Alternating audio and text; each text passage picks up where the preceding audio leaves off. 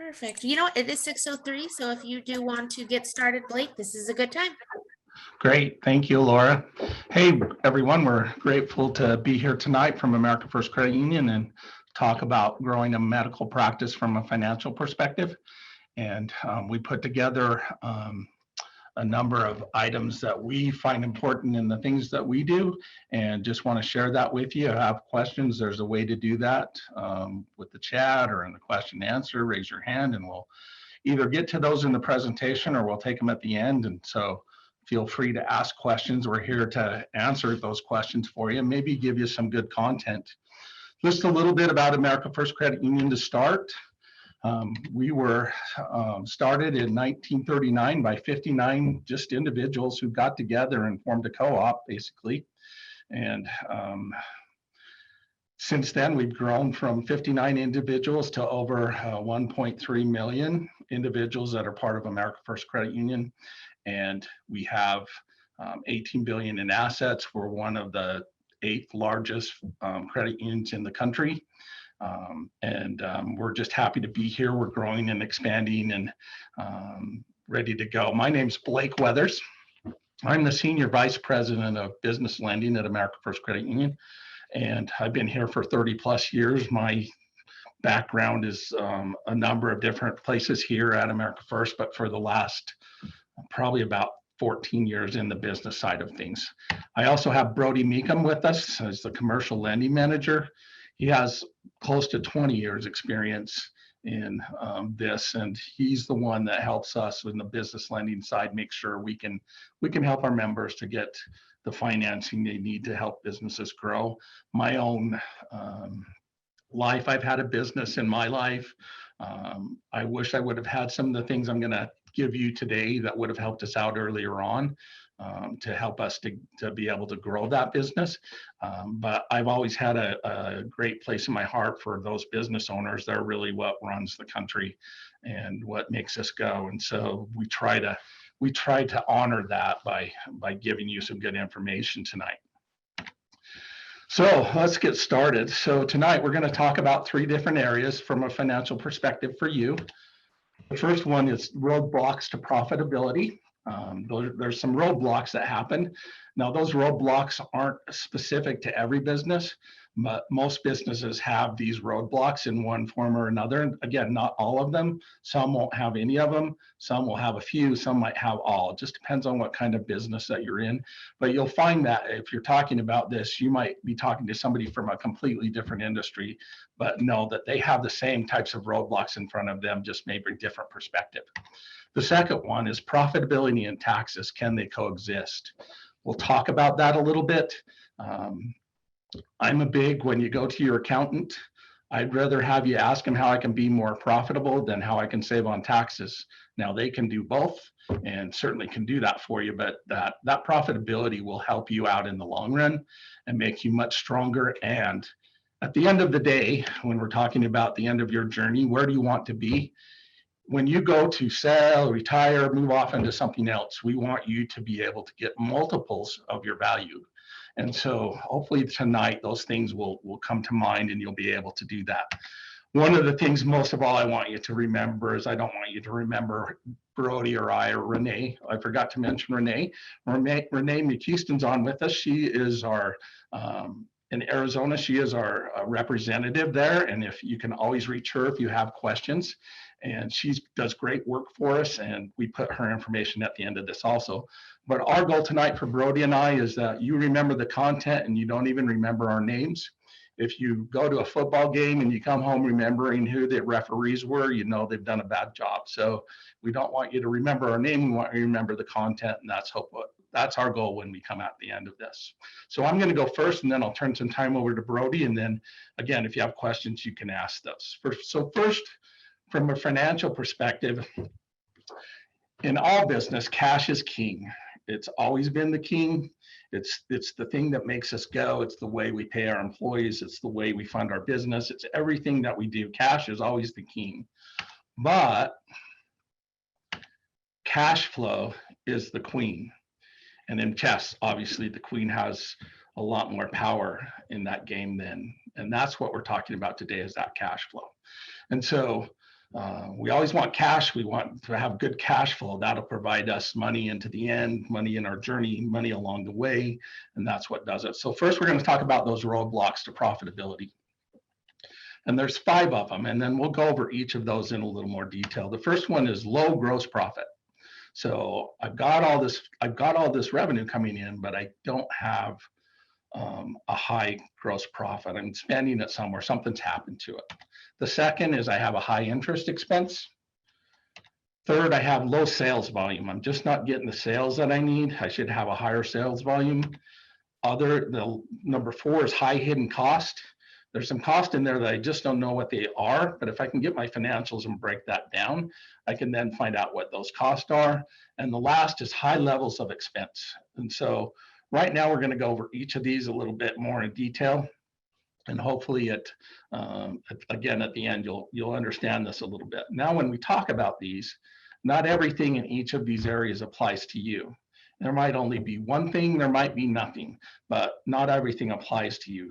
But different industries, all 5 or 6 things that we talk about will apply. And you'll be able to look at that in your financials and be able to come to some conclusion with that. So let's talk about low gross profit.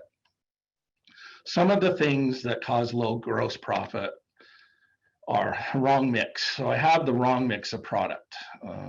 If I'm selling widgets, but people want some other thing and I'm not selling it, I just don't have that in my inventory, I've got a problem. If I have poor inventory control, if I don't know what I have, I don't know how much it costs me to get it, that's a problem. If I have poor pricing, sometimes lowering the price isn't the right thing to do, raising the price.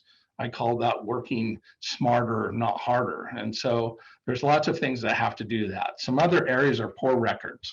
And these, I think, are pretty, that one, if you have poor records, it's then hard to make decisions from a financial aspect. So if my balance sheet doesn't balance, my income statement doesn't show all my revenue, if they don't balance at night, they don't balance at the end of the day, I have to go through and work them so I can get my taxes done. If you can get those poor records in place, out of the mix and make sure that your records are always looking good, that's really going to help you make decisions today instead of having to wait till I get stuff fixed to make a decision. Another one, low gross profit, is I have low productivity. So the productivity I have just isn't enough to produce enough income. I'm just not getting enough out of it. I'm not, either my marketing's not generating enough or I'm not getting enough word of mouth. There's lots of things, and poor buying. So I'm not buying, if I'm selling something, I'm not buying it at a good price. And so that causes my gross profit to go down. So those are the 6 areas that lead to a low gross profit.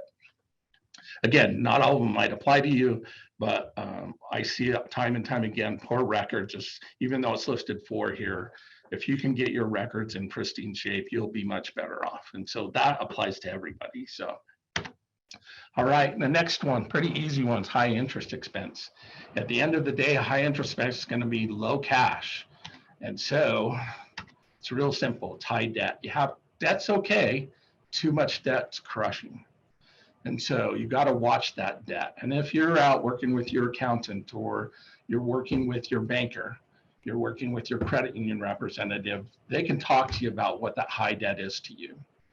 Another thing I've noticed out in the industry in my 30 years experience, the guys that really do well don't over leverage themselves. So don't get in too much debt. They get in the right amount of debt. Having good financials helps you know what that right amount of debt might be. And so again, that's a big reason why we have profitability issues. Low sales volume. So I don't have the sales volume that I need. I don't have my prices now. The 4th one on there is high prices, and maybe I have priced things too high, and I just don't have enough. I don't have enough assets to sell. So I have a low asset base, or my inventory is too low. The other one is low accounts receivable. I don't have enough sales going on, so I don't have enough accounts receivable coming in. I'm not getting enough bills out to get paid. All of that decline in sales is a real issue and can hurt that bottom line. At the end of the day, you'll have low cash. 4th, high hidden cost. So now the opposite of low accounts receivable is I have high accounts receivable. I have a lot of bills out. I'm not collecting those. I'm not getting the money in. So I need to pay some debt, but I'm not getting the money in on time. And so my cash in and my cash out isn't matching. I have a lot of inventory. So maybe I've high priced it. I need to get rid of some of that inventory. Maybe that's an issue. Or I have too many assets, but those assets aren't producing cash. And so those are high, all hidden costs that you can know from your financials at the end of the day. The last one is high expense levels. And we're going to talk about the first one first, because this is probably where most people's high expense levels happen. The first one's staffing. I believe that's the most critical one, and that should probably be one of your higher expenses, just because the staffing that you have to help you to run your business and help the people that you're helping, the staffing is critical. And so not only the right amount of staffing, but the right people in the chairs that they're sitting in. Is that person a good person for my accounts receivable, or could I do something else with them? So staffing is a real critical part of it. And if I was going to have a high expense level and I still had good profit, staffing might be the one I have. So I have good people sitting in the chairs to help the business grow. The other four are equipment. I have a lot of equipment expense. I have supplies. I have a high inventory of supplies. My office operations are too high. I'm spending too much money for the things that help me run my office on a day-to-day. And maybe my lease isn't quite right, or it's too high. Those are just the top five. You have other expenses. These are really the top ones that you can really watch and make a difference in what you do. The other thing is, as we talk about high debt a little bit, sometimes the wrong type of debt. If you have the wrong type of debt, and if I went back to that slide, if you have the wrong type of debt, that can hurt you too. If the payments don't match what you're doing, that can be a real problem with your high cost, and that keeps your cash low. And so those are those areas. And again, if you have questions on that, I'm going to turn the time over to Brody to talk about the second one. The taxes and profitability, and then we're going to talk about retirement, and hopefully you get something out of that. So here you go, Brody. Thank you, Blake. Hey, just something real quick to kind of go off of what Blake said. Your financials are so important and so critical to keep clean and accurate. And I think the best way I've heard of it is like a basketball game. Because can you imagine going to a basketball game and watching the basketball game without any scores being kept? It'd be kind of a boring game, and you wouldn't know who's winning. Well, I feel like it's that way in business as well, that if you have your financial statements, it's like scorekeeping to see where you're at. So then you can see, how much am I making, how much am I spending, and where can I, turn some levers here or there to maybe increase my earnings, like Blake had pointed out, or decrease expenses. And so you really don't know where you're at unless you're keeping good records. That's something that we'll stress a few times through here, but that's a crucial thing for building your business. All right, so taxes. This is probably the best way to put it, death and taxes. Yeah, they get the last laugh there. We all have to go through it. And I want to talk a little bit about with the taxes, what happens there, because I've had several instances working with businesses that this has been a huge, huge issue or item for them to concern or to address with their attorney, with their CPA, and with their banker. All right, so why should I pay taxes? Now, this is kind of a difficult item, because taxes, if you're paying taxes, it means you're making money. And as Blake mentioned, talking with your CPA, how can I increase my earnings? How can I increase my sales? That would be a better way than just how can I cut my taxes? And I'll tell you why in just a moment. So first, why you should pay taxes. If you're paying taxes, again, it's showing that your scorecard or your financials that you're making money. Back before 2008, 2009, we had what was considered good old boy loans. And what that was is from a handshake. Hey, I promised to pay you, Brody, so let's do a loan. And we actually made those quite often. And in fact, I remember one early morning, I had an individual call me at 3 o'clock in the morning at my house and say, hey, Brody, I need $15,000 and I need it, right now. And of course, I was a little concerned, but again, I knew the bank well, and I said, go ahead and write a check and we'll cover it.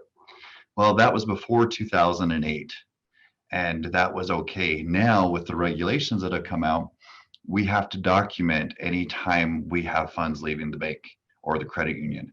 And so we have to be able to document that. So from a business perspective, you want to show enough income. So if you need a loan, whether it's for your business or personally, that you're showing enough income that you can repay that debt. And so some individuals, they'll try to lower their tax as much as they can to where they're actually showing a loss in their financial statements. Well, if that's the case, then you can't get loans. And it's that trade-off. Do I pay taxes and get a loan, or not pay taxes and not get a loan? And so things have completely changed. That landscape has. That goes back to also keeping good financial records. Another part is making the mistake of is it a deferment or a tax write-off? And I'll share just a little quick story with you all, that I had a business that for years and years, they were doing very, very well. They're on what's called the cash basis of accounting. And so that basically, your revenue and your expenses just basically measured in your checking account. Whatever comes in, that's how much you made. Whatever goes out, those were your expenses. So this one company that I worked with for many years doing very, very well, there are certain points that a business has to start reporting instead of like the cash basis, like I said, like your checking account. It's called accrual accounting. And that is basically, hey, I earned this. Doesn't mean I received this much cash. And this is how much I would have spent, or these expenses to get those revenues, but it doesn't mean exactly how much I spent at that time. And so what it does is it makes your sales and your expenses and your profit a little bit more consistent. Well, so this company that I worked with, they were on the cash basis, and then they got to a certain point that they had to start going on an accrual basis. And what happened is the accountants then went back over so many years prior to get all of their financials to an accrual accounting. And that company had to pay $8 million in deferred taxes because everything they were writing off. And the way that they did their taxes and their accounting, they now had this $8 million tax liability. Luckily, they got to pay it over 4 years, but it was still an unexpected expense that they had. Now, so what I'm getting at is the IRS is going to get their money one way or another. And you need to decide, am I deferring this, or is it better to pay it now? And really, the only way to get that answer, it's a decision you have to make. But I would definitely include your accountant, your CPA, your attorney, and potentially even your loan officer or credit union or bank can help you out with that as well. I wouldn't go just to one, I'd go to a little bit of everyone. And back to that IRS, they're eventually going to get their money. They always do. We all get to pay it and pay into it. And it also helps, in our local communities as well. But again, it's paying the right amount of tax. And so that's what you decide what that is. Some of the items that we do have tax deferments for that you guys are familiar with is 401k. I can put a whole bunch of money in my 401k, lowers my tax liability, but eventually the IRS is going to get that from me. And then claiming losses in order to pay less in taxes. And again, it's something that I would really go into talking to your CPA, attorney, and your financial professional, so you can get all the different perspectives and do what's best for you and your business. Let's jump over to retirement. Now, this is kind of a fun one. This is where everyone's worked really, really hard. And depending on what type of a professional that you are, maybe you work for another organization and it's a large organization. Maybe you work for yourself. Maybe you're a contract employee. There's a whole bunch of different ways to earn money out there in the professions that we're at. But at the end of the day, it's, where do we want to be? And so we'll talk a little bit about that. All right, what's kind of nice is you have a lot of options. So like this gentleman, he can take the elevator on the left or the right, and you need to decide what's best for you. The interesting thing about finance is there's not one best way for everyone. It's really what's best for you. And so with this, we're trying to help all those that are involved with this just come up with a plan to help get where they want to be. Okay, so business owners, the top reasons why they sell. So entrepreneurs, again, with the professionals that are contract employees, have their own business or work for a larger firm, when they decide to get out, a lot of times that whatever they sell their business for or their practice for, that's their retirement. So some of the biggest reasons why people decide to sell is retirement, health problems, which is really, really unfortunate, or a death of a spouse that we see quite often, unfortunately, but even burnout. I mean, you look at the hours that you're putting in at work and whatnot, and if it's not a great big drive to continue to work at that business, that can be hard. That can wear on you mentally, physically, emotionally. So some people just say, hey, I want to change. Maybe it's in more of an opportunity. Hey, I can sell this business. I had one individual, he sold his practice in Wyoming because he could get a really, really high dollar for it. And he went from Wyoming, and then I think he went and opened one. I can't remember which part of Arizona, but he opened a business there, exact same business, but he sold this other practice for about 5 million and went somewhere else and did the same thing. I don't know what he's doing now, but he was an opportunistic type individual. Then just other business opportunities. I met with a guy the other day, kind of the same thing, was in professional services, and he was just done. He's in his late 50s, decided he wanted to get into real estate investing. He did well in his career, sold off his practice, and now he's an investor. Relocation and company not as profitable as planned. Now that one's a little kind of scary. Some people open up a business hoping that it's had one individual, again, another professional. I'm going to keep it a little bit more generic for this discussion. His practice just never took off for whatever reason. I honestly don't know why. And after a while, he just closed it down. I think he tried to sell it, and I want to say he got 20 grand for it. I can't remember, but that is an option. All right, let's talk a little bit about savings. Now this chart here, I've never really cared for it, so I'm showing it more as an example, because not every individual on this call or even out there in the world fit into these circles. Now our age does, but just because I'm in my 40s, that doesn't mean that I should have exactly 250,000 right now. Because my thing is, wonder if my salary is only 20,000 a year. I'm living off a lot less income than what that's going to generate. Or let's say I make 500,000 a year. That's probably not enough. So as you're thinking about your retirement and where you want to be personally, you got to figure out, okay, what's the number that I want?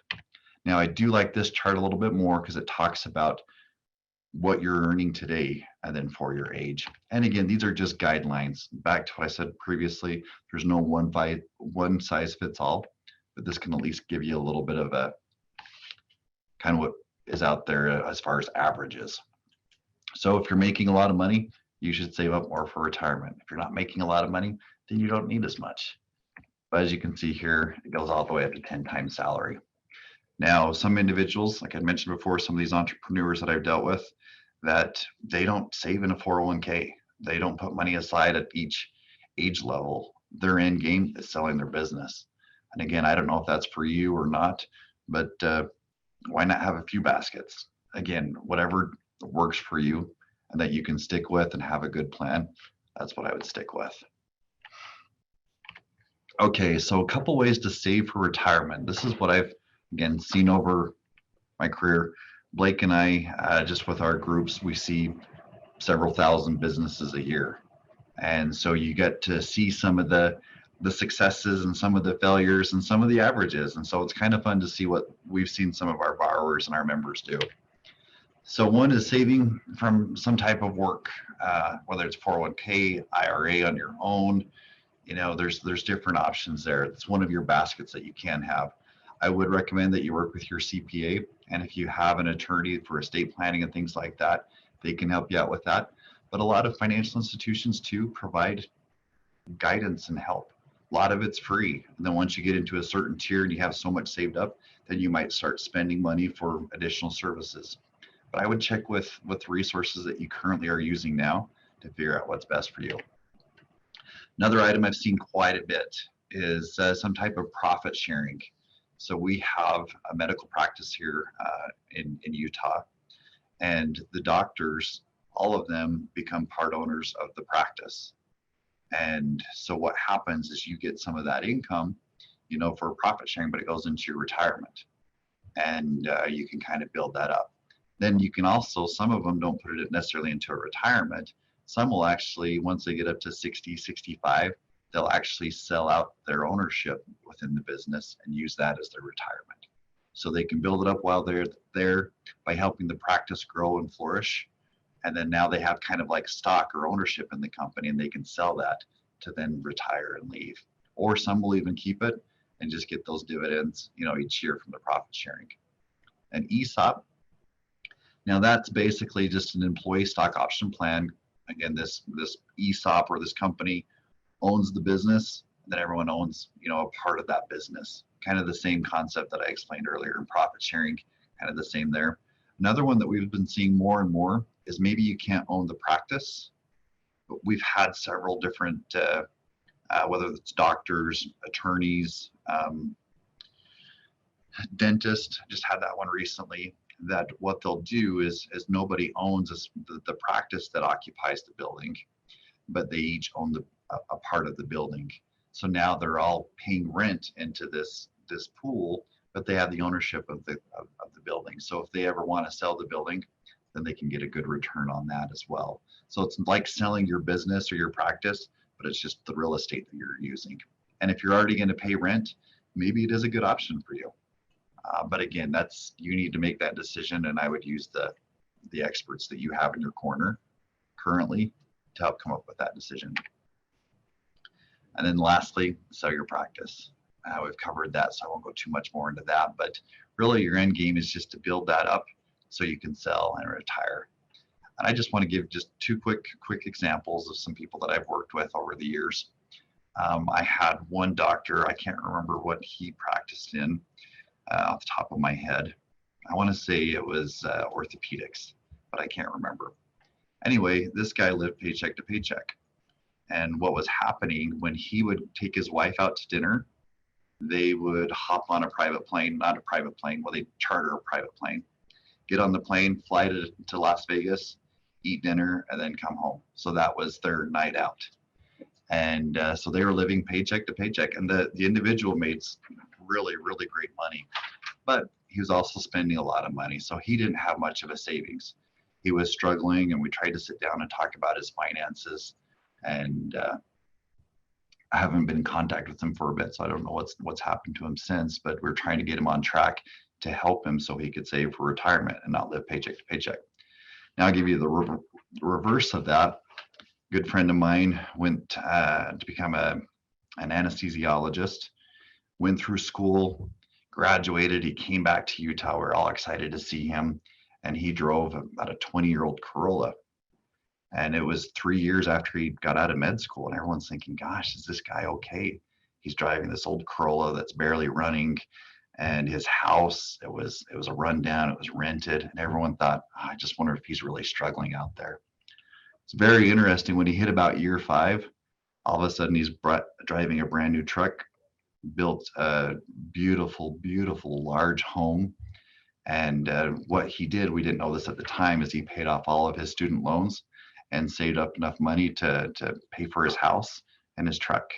So this individual, because of his financial planning, has now set up his future very, very well. But again, that's what worked for him. That wouldn't work for me.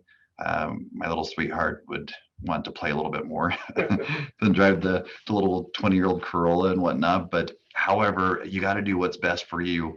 And it is just making a plan and sticking with it. Thank you. All right, thanks, Brody. Just a few other things, and then we'll open up for questions.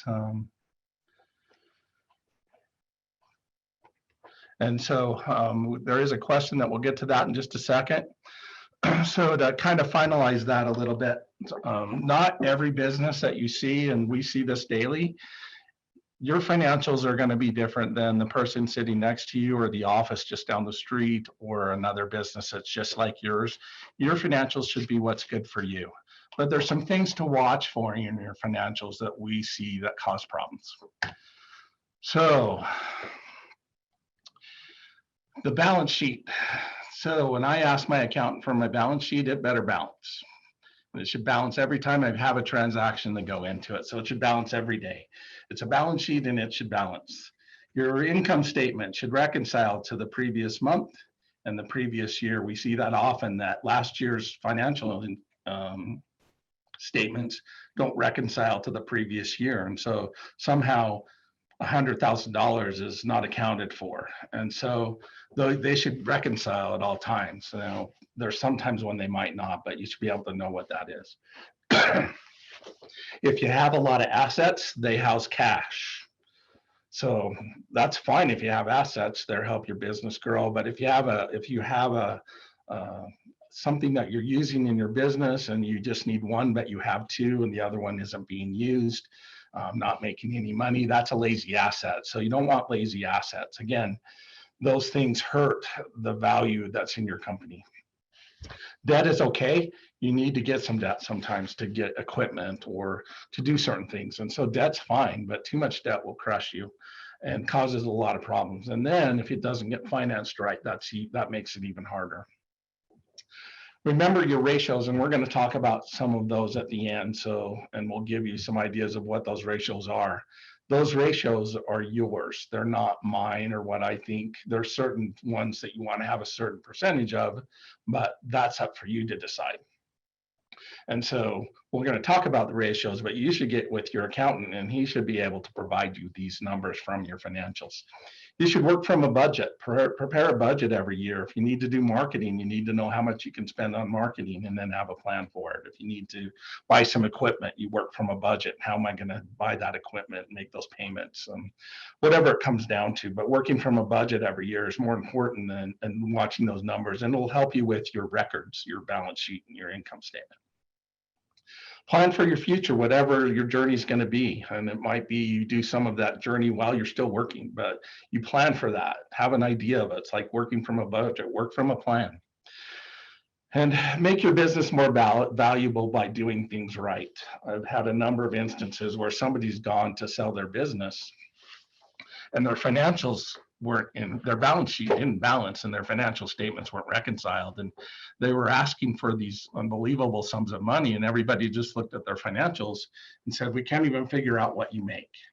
And so they couldn't sell the business. And so they just ended up having to basically fire sell the inventory. And they lost a lot of money because they didn't have the right financials. They'd been in business for 28 years. And nobody wanted to talk to them about because their financials were just not in good shape. So those are things to watch for in your business, things that you do. And I believe we'll be sending this out so you have this if you have other questions. And then ratios to always consider. And again, these ratios are specific to you. I can give you some ideas, but your accountant should be able, your person that handles your financials should be able to get you these ratios. And there's certain things we can help you with. We can actually give you some industry standards, but they might not be pertinent to you specifically. And it could be, again, different for another business just like yours down the street. So it just all depends. But the first one is the current ratio. That's telling you how much current payments I got going out, how much cash I got in to cover it. And the current means for a year. So over the next year, I'm going to be paying out this. This is how much cash I have to cover it. The net profit margin, that's important. That's the bottom, that's kind of the bottom line after you paid all those expenses and that revenue. Return on assets. How are my assets doing for me? Am I making money with my assets? And that goes along with asset utilization. Are my assets helping me make money? Am I utilizing them properly? Accounts receivable days, or AR, as you might hear that term. Those are, how soon am I getting the money on the bills that I'm sending out? Is it 30 days? Is it 15? Is it 20? And so would it be better if I got cash going out? That comes out to cash cycle. What's my cash coming in? What's my cash going out? And how do those work together so that I can pay my bills with what I got coming in and then my days payable? So if I have a bill due and I don't have cash, am I going out my days payable? So if somebody gives me 30 days to pay, am I taking that full 30 days? And then last of all is my expense ratio. What's my expense ratio? Can I do something there to make that better? Again, I want to have as much gross profit as I can, but at the end of the day, I want as much net profit as I can. That'll help my business look good. I can, when I go to sell or do whatever I do at the end of the day, I'm going to get multiples of that value because my financials are in place. And if I get multiples of that value, just that would be great for you. It shouldn't be one multiple.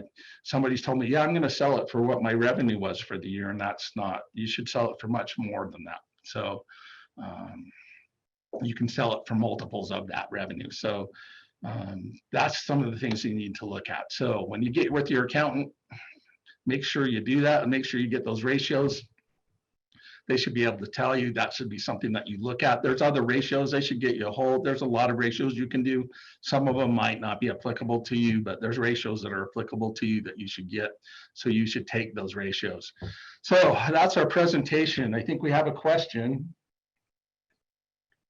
Yeah, I'm gonna pull off this presentation real quick. There's some information on how to get in touch with us.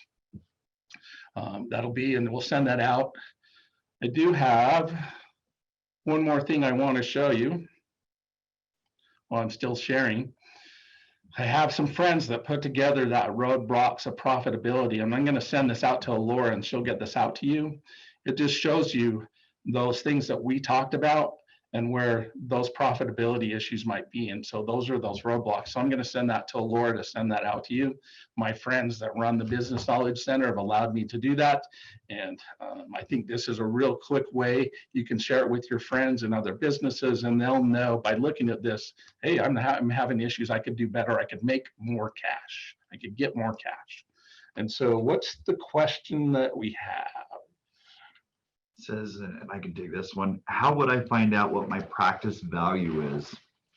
You know, that's a difficult question to answer because it is so specific to your business. I can give you a rule of thumb, but take it as such. A rule of thumb, you're going to trade what's called EBITDA, EBITDA. I don't expect you to remember that, but it will be on the test later.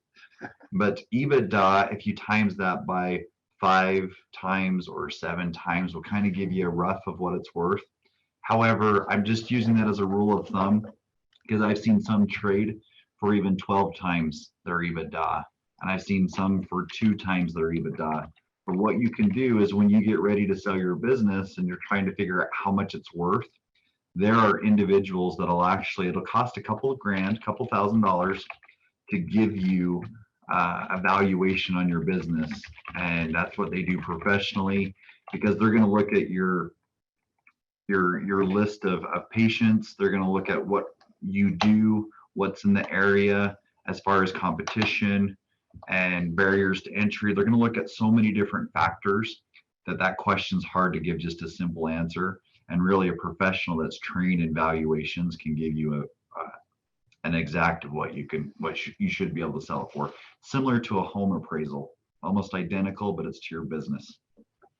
Sorry, I answered that on the wrong one. Yeah, so it's EBITDA, which is the terms in there, and then times a multiple, and it just, that multiple really depends on what it is, but it shouldn't be 1.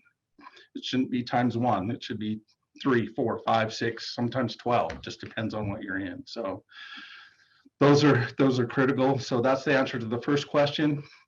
If you're projecting out your income and expenses, so one, you would look back at what your ratio of income to expenses is now, and if it's going to say, and I'm just throwing out a number just because it's easy. Let's say my expenses are 50% of my income, but next year they're going to be 53.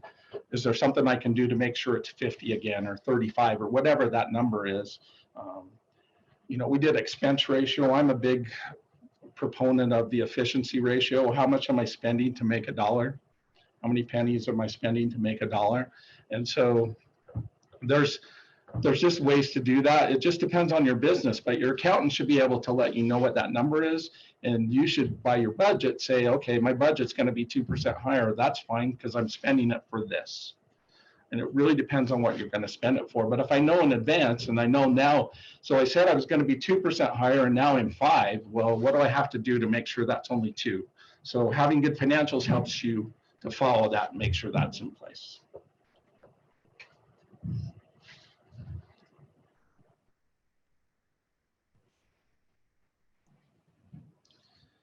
Okay, I think that is those answers. If anybody has any others or wants to share anything, we appreciate the time that we've been here and for your attendance, and hope that you found this, like I said, the content was useful. Oh, You can Blake, call us. Yes. there is a question in the chat I just sent you. Oh, okay. Let me. Yeah, I actually just barely saw it too. Oh, sorry. Okay. I'll take this one. When it says when starting a private practice, the overhead costs is very high. What are ways you can minimize or keep the expenses in line to ensure profitability as soon as possible? When should I expect to turn a profit? That's another one of those questions that's hard to answer because it's going to be by geography. And again, back to one of my examples in Wyoming, there for a dentist to go into Wyoming, you can make a ton of money from the ones that I worked with because there wasn't a lot of competition. So those guys turned a profit immediately. In Utah, there's for every gas station, there's 10 dentists. And so there's a lot of dentists in Utah. So it's going to take a lot longer. Usually you have to buy an existing practice in Utah to really get things going and sooner rather than later. So that's a difficult question to respond to. I will give you, there are some ways if you're starting a business, and especially where you guys, again, a medical practice, if that's what this is for, is there are loan products out there that can help with some of those startup costs. There's SBA, Small Business Administration. They have great programs for someone who's starting a private practice. And they have better terms that you're going to get, with a startup than any other place. The SBA is really good to work with. They used to be known for being difficult to work with, but that's changed in the last 10, 15 years. They actually have a really, really good process right now. And when should I expect to turn a profit? Again, that's really hard. It depends on the geography. But a little bit to share what Blake had mentioned and with your question, there are parties out there, vendors out there that can give you the information of saying, hey, this is how much profit as a percentage of your total sales you should be earning. And what you can do is, as long as you're keeping your financials, good records of them, you can kind of see, okay, this is where the industry average is. This is where I'm at today. What do I need to do to get closer to those averages? Do I need to increase my sales? Do I need to cut some of my expenses? And that's really what financials do, is it helps you ask the right questions to get to that step that you want to go, or that path you want to go on. There is a life cycle of a business to go with that. If you're starting out and say you're not buying a practice or you're not buying somebody's business, it just takes a while to get your name out there. And so if you were just starting from scratch, you might go 5 years with barely scraping by, but 5, 6, and 7 years, you'll start to see growth. You'll start to see things happening because now you've got word of mouth and all those things out there. And so if you were to look at a life cycle on a brand new business just starting out, it's a little slow to begin with, but by year 5, you can start to see an actual exponential increase in your business if you're handling the financials well and you're doing well with what you're servicing or selling. So it just depends. But if you know what it costs to produce what you're doing, the service you're providing, or the product, well, I need to make something over that to pay for my staffing. So what's that number? And that's why you have to have a plan with a budget. And if your budget's off and your expenses are a little high, then you can look at these roadblocks and you can say, okay, these are my issues. Now I can either fix that, I can work on that. Maybe I even spend a couple more thousand on marketing or something. So that's why having those financials in front of you, able to make those decisions. So another question, what's the top piece of advice for someone early in the process of starting a business? Brody. I would say coming up with a plan, which it sounds like you're building projections. I think that's fantastic. Now I am gonna kind of put a pin in the balloon here. You won't hit your projections most likely. You'll probably do a lot better, or maybe not as well. But this is why I love somebody coming up with projections. And I'm just going to say an overall business plan is it makes you think about where you want to go and how you're going to get there. So anytime a business brings a plan to Blake or I, or to one of our other employees, we know they're not going to do that plan exactly, but it shows that they put the thought and effort into where they want to go and how they're going to get there. So for me, that's what I want to see first, to see their thought process and the logic. Does this make sense? And that's to me where it starts. Then after that, okay, this is where I want to go. So how do I get there? A lot of times that means money. And so maybe you have to dip into your savings, family and friends, or again, there's some good products, an SBA loan. America First, we offer those. A lot of institutions across the country will offer SBA, but that's where you can kind of get your start. But I would definitely start with the business plan. Great questions, by the way. Thank you. One of the things on those business plans is we've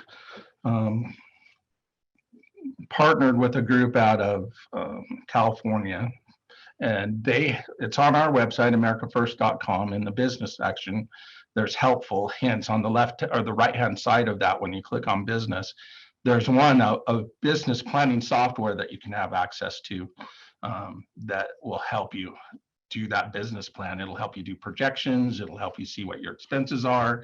And then it can track it for you too and say, hey, I'm not meeting my projections or I'm exceeding my projections. And that's again is available. There's a cost to that, but we've worked out a pretty good price for that. I've used it actually when I've had items here that we want to start. I've used that software to help me come up with a business plan for a certain product that we're offering or certain new venture that we're moving out in. So that's available on our website that you can have access to. And that's not us giving you, that's some people that have built that and it continues to grow. So you can find that on our website. Great questions. Appreciate your time. Appreciate Laura and putting this together for us and being part of this. And so if you have questions, our email's on the back of that. You can email Brody, I, or Renee, and we'll get those answers to you. If you think of something, and I'll send this and that roadblocks to profitability to Laura so she can get it out to you. Perfect. And I just want to thank you, Blake and Brody, for making time to meet with us and allowing us to record so other people can learn. I think this was absolutely a fascinating webinar, and I just so appreciate your time tonight. Thank you. Thanks, everyone. Have a good evening. Thank you.